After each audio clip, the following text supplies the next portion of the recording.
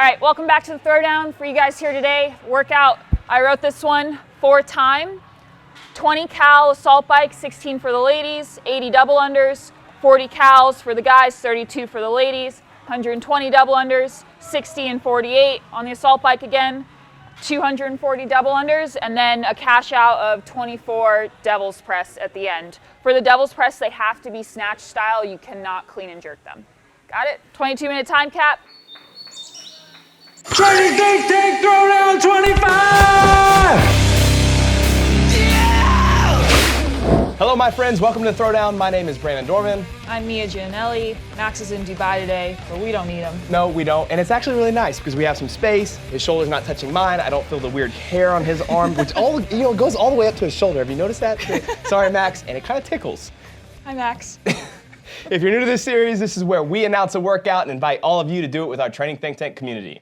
This week we have Chandler demoing the workout. I wrote it. Let's check it out. And before we get started, we want to let you guys know that we will be releasing a Christmas-themed workout next week for all of you. Look, if you're the person that's always doing the same 12 days workout every single year, and it's the same movements, you're sick of doing it, it grinds you to the ground, this is something different for you. This is new, this is fresh. It's our training think tank branded version. Get ready, get excited. Happy holidays. It's going to be a lot of fun. And we have a special demo again today.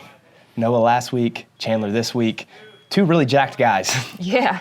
Starts on the bike. Chandler's decided to sprint. I think most of the guys actually sprinted the first 20 cals. Mm-hmm. What was your strategy on that? Well, I didn't do the workout. Oh, Mia. I know, I didn't get to. Wadapalooza team qualifiers this week, so. But I did tell some of my female athletes that were doing it, not to sprint, but to go a little bit harder on the first piece, just to get out and get into the double unders. Do you think that is a good strategy? Well, I mean, there's definitely an advantage to sprinting on the bike. It obviously, the difference is like exponential in time because the effort that you put into it. You can, I mean, he did 20 cals in I think it was like 32 seconds. So obviously that gets you way out ahead. I think the problem with this combo though is it's all legs on the bike into basically all calves and quads on the double unders, and everyone reported back saying like my legs blew up. So there's a fine line between sprinting so hard that you end up blowing up after the first round because you used to have 40 and 60 cals plus obviously more double unders. You wrote this workout really well to kind of force you into a bad position at the end. So I think people just need to think about that a little bit more of like, you can't just go out so hot that now the 40 and the 60 cals suffer. Right, I did see a couple people who went out hot at the beginning and then by the first set of double unders, they were already breaking and, and doing the whole bend over thing, and that's way too soon. If you're doing that on the first set of double unders, too fast. Yeah. This workout, the 20 and the 80, there wasn't a ton of separation between most of the kind of the male athletes that were in this heat that I was watching. You can see I'm kind of bouncing back and forth watching Kyle and Chandler and seeing kind of where their paces were. But the 40, this is kind of where everything's separated. So Chandler was over 1,000 on his first set of 20. He got back on the bike here and he was probably like 550 to 600 for the first 10 cals, and then he kind of slowly backed off. But I think, this is the round where you got to kind of pick a pace and try to hold it throughout. Right. When I wrote this, I thought around a 10-minute time trial test, maybe a little bit lower, would be a good sustainable pace for an assault bike if you have that metric, something you can play around with.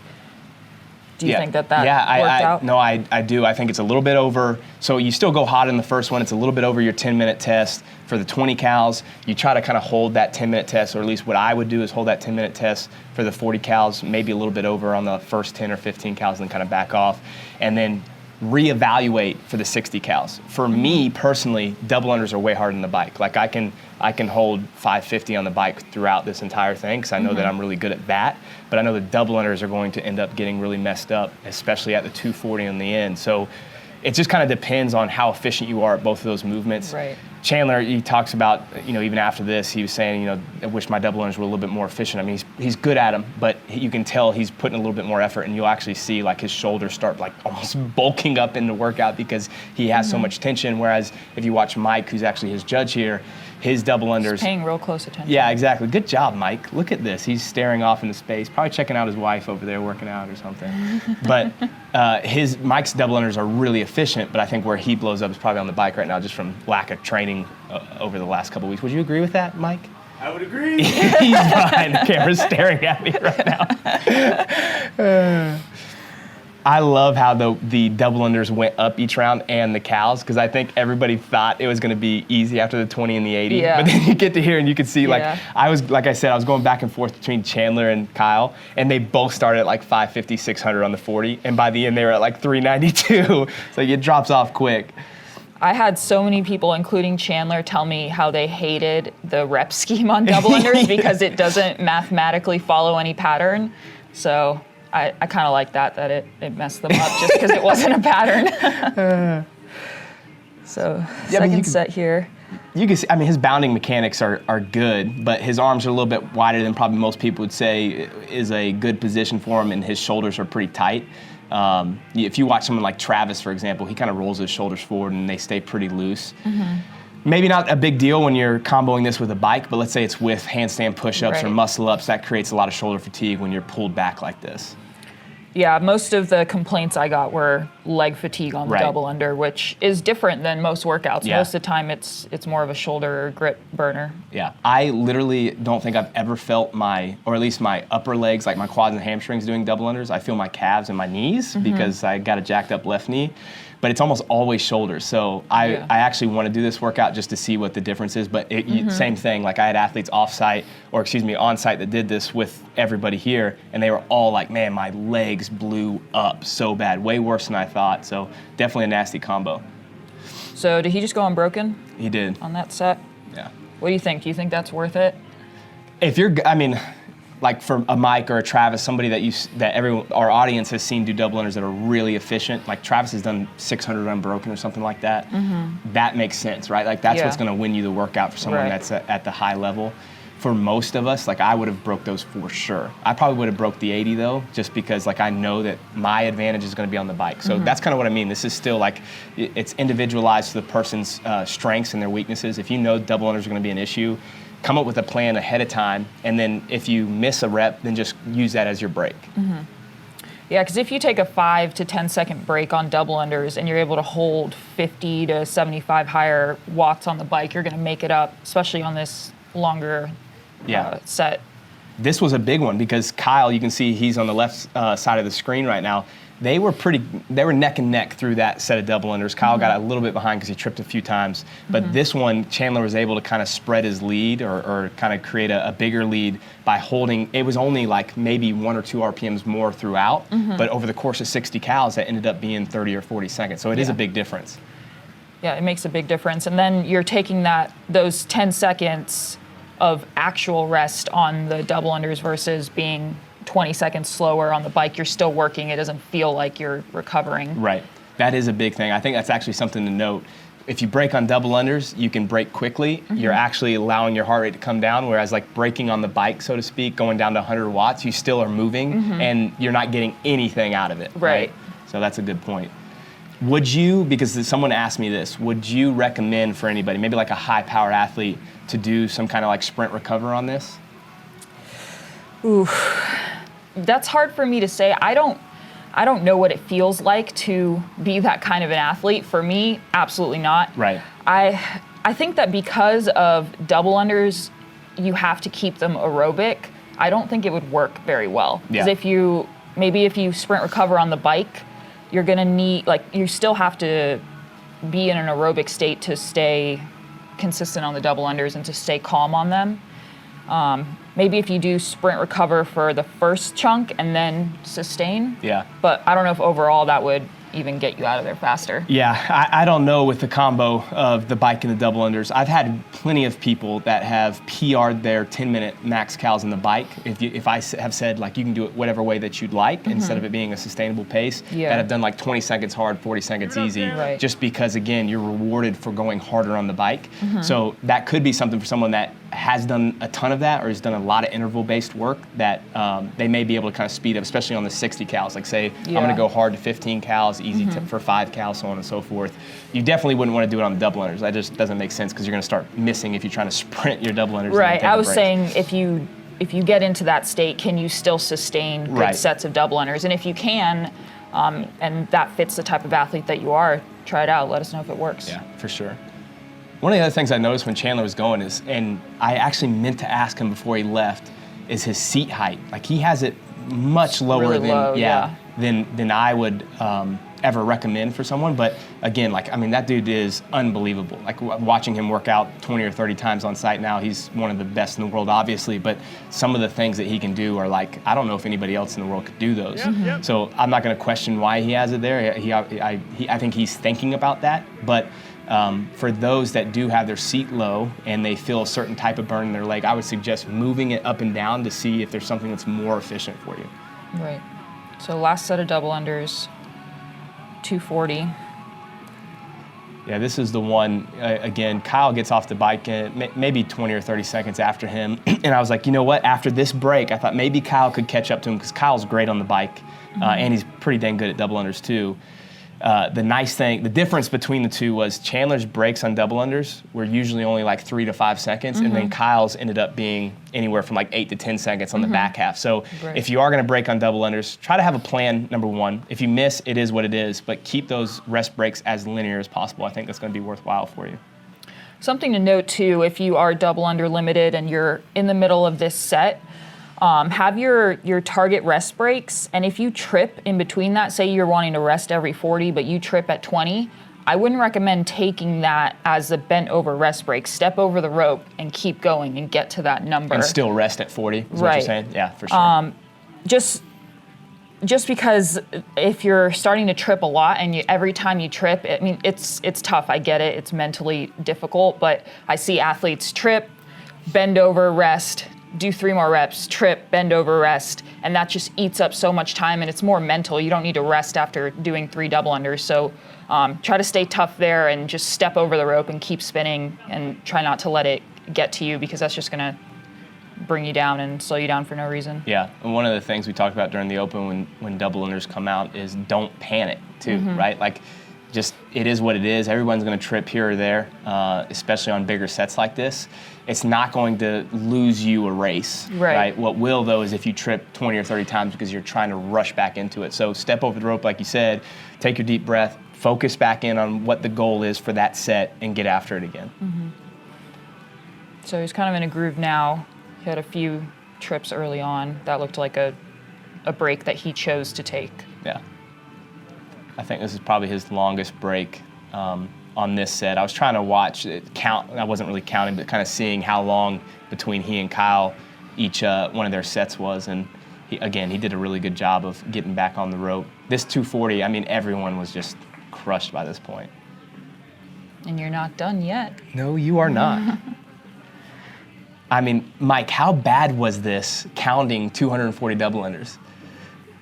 Great count. You were looking all over the place at one point. I don't even think you counted. The favorite part, and he's done, so. I was focused.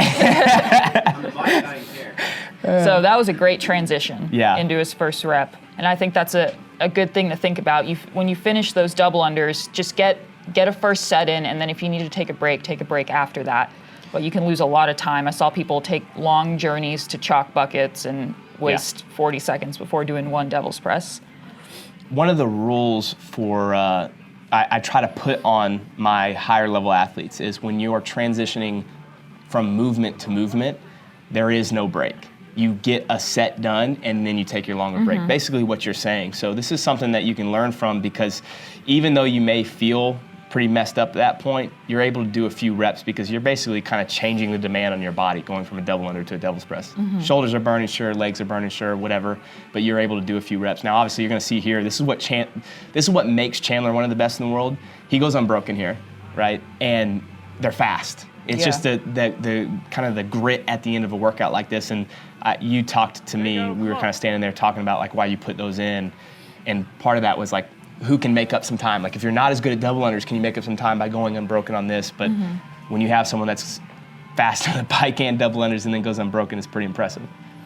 So what do you think of his technique here in the press overhead? Yeah, we're gonna show this after this video, but one of the ways that I would recommend doing the devil's press is a little re-dip. So it's basically like a double dumbbell power snatch with a quick dip. I think it's a little bit more efficient. Chandler talked about he just likes doing I guess you would just kind of call this a muscle snatch. I would prefer to see someone pop their hips a little bit faster, dip underneath the dumbbells. Again, you're going to get some demos of me and Mia doing this after this video. But there's definitely a couple variations. This is something where if you have practice in your training, like an EMOM or your coach says, you know, just accumulate so many reps of devil's press, or if you're doing this on your own and you're doing devil's press, play around with some different variations and find what's most efficient. And then also play around with it as you're fatigued, because there may be a difference between if I'm doing 5 on the minute for 5 minutes and in a workout like this where you're already redlined. Right.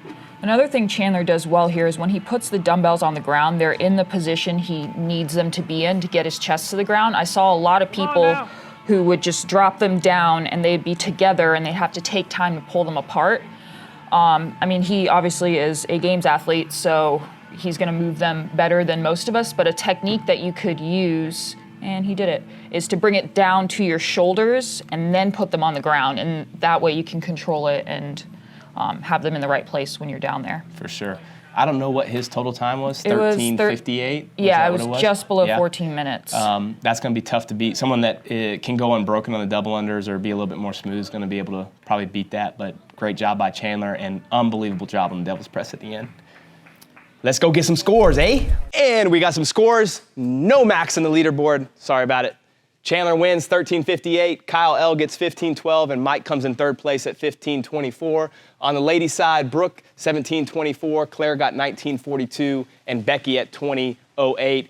Go beat those scores. All right, we wanted to show you the movement standards for the devil's press real quick. So Mia is going to go down to the ground. Your chest must touch in between the dumbbells, and then on the way up, you cannot touch your shoulders with it. So it has to be a full snatch all the way up, and then you can bring them back down to your shoulders on the descent. That's going to be 1 rep, okay? So chest touches the ground. You can't touch your shoulders on the way up, all the way into a snatch. Real quick, we just wanted to show you 2 tips. This is something we talked about in the video. The first one is kind of the standard snatch, which is basically what Chandler was doing, but Mia will demo one of those. So again, same thing, chest touches the ground. She's gonna drive all the way up, use her hips, and basically it's almost like a muscle snatch. The other one, the one I was talking about in the video when we were watching the demo, is basically kind of a re-dip. So she's gonna go down the ground same way. She's gonna bring the dumbbells in between her legs, and then it's a quick re-dip with her knees to allow it to get underneath it and lock her arms out a little bit faster.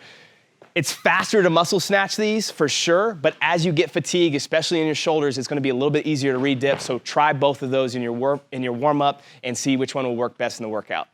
Let's break this workout down. That was terrible. Down. So, some ways to separate yourself in this workout. Start off with the assault bike.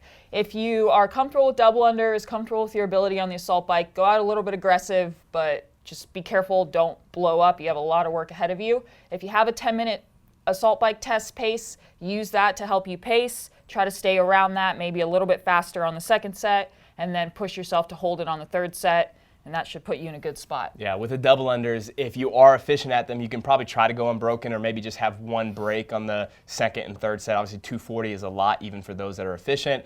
If you're like me and know that you're not going to be able to do bigger sets, then come up with a plan beforehand. And if you mess up, if you trip, don't rush, don't panic. Just step back over the rope, go to the set that you had in your mind, and then take your longer break then.